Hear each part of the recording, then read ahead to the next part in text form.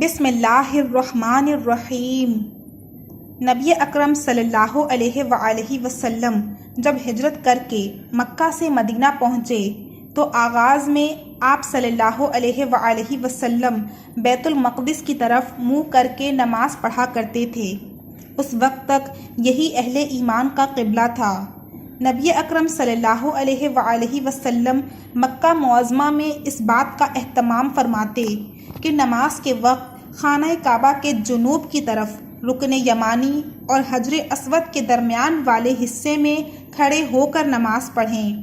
آپ صلی اللہ علیہ وآلہ وسلم کا رخ شمال کی طرف ہوتا تو خانہ کعبہ بھی آپ صلی اللہ علیہ وآلہ وسلم کے سامنے ہوتا اور بیت المقدس بھی۔ جب آپ صلی اللہ علیہ وآلہ وسلم مکہ سے ہجرت کر کے مدینہ تشریف لائے تو مکہ جنوب میں تھا اور بیت المقدس شمال میں، جیسا کہ امام احمد نے ابن عباس رضی اللہ تعالی عنہ سے نقل کیا ہے۔ جب ہجرت کے بعد مدینہ چلے آئے تو دونوں بیت اللہ اور بیت المقدس کی طرف منہ کرنا ناممکن تھا، تو آپ صلی اللہ علیہ وآلہ وسلم 16 یا 17 ماہ بیت اللہ کی طرف پشت کر کے بیت المقدس کی طرف رخ کر کے نماز پڑھتے رہے۔ البتہ نبی کریم صلی اللہ علیہ وآلہ وسلم کے قلب اطہر کی خواہش یہ تھی کہ خانہ کعبہ کو مسلمانوں کا قبلہ بنا دیا جائے۔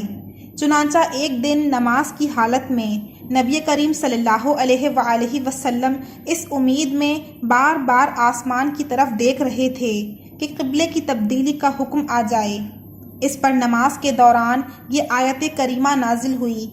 جس میں نبی کریم صلی اللہ علیہ وآلہ وسلم کی رضا کو رضائے الہی قرار دیتے ہوئے اور آپ صلی اللہ علیہ وآلہ وسلم کے چہرہ انور کے حسین انداز کو قرآن میں بیان کرتے ہوئے آپ صلی اللہ علیہ وآلہ وسلم کی خواہش اور خوشی کے مطابق خانہ کعبہ کو قبلہ بنا دیا گیا،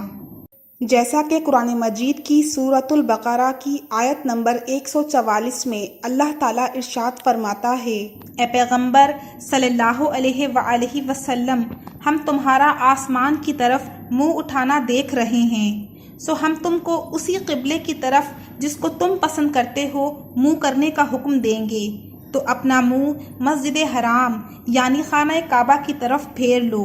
اور تم لوگ جہاں ہوا کرو نماز پڑھنے کے وقت اسی مسجد کی طرف منہ کر لیا کرو۔ اور جن لوگوں کو کتاب دی گئی ہے وہ خوب جانتے ہیں کہ یہ نیا قبلہ ان کے پروردگار کی طرف سے حق ہے، اور جو کام یہ لوگ کرتے ہیں اللہ ان سے بے خبر نہیں۔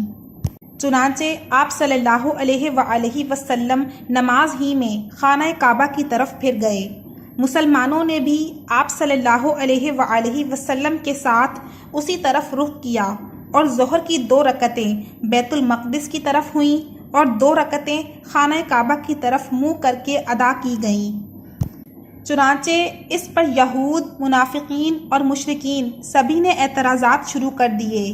جیسا کہ قرآن مجید کی سورۃ البقرہ کی آیت نمبر 142 سے 143 میں اللہ تعالیٰ ارشاد فرماتا ہے: احمق لوگ کہیں گے کہ مسلمان جس قبلے پر پہلے سے چلے آتے تھے اب اس سے کیوں منہ پھیر بیٹھے؟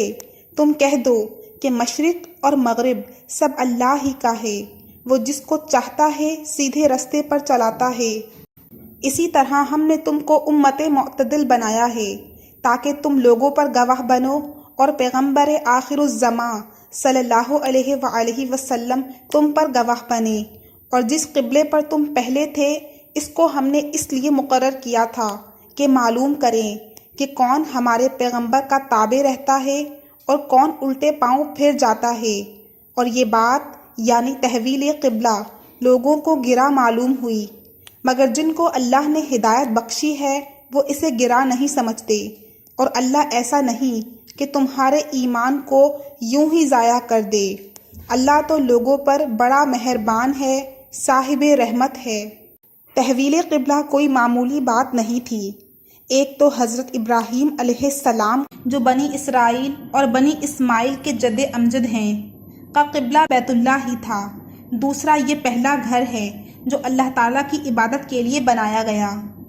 جیسا کہ قرآن مجید کی سورہ آل عمران کی آیت نمبر 96 میں اللہ تعالیٰ ارشاد فرماتا ہے، بے شک سب سے پہلا گھر جو لوگوں کی عبادت کے لیے بنایا گیا وہی ہے جو مکہ میں ہے، برکت والا ہے اور سارے جہان والوں کے لیے مرکز ہدایت ہے۔ روایات کے مطابق یہاں حضرت آدم علیہ السلام نے بھی اللہ کا گھر بنایا تھا جو مرور زمانہ سے معدوم ہو گیا، مگر اس کی بنیادیں موجود رہیں۔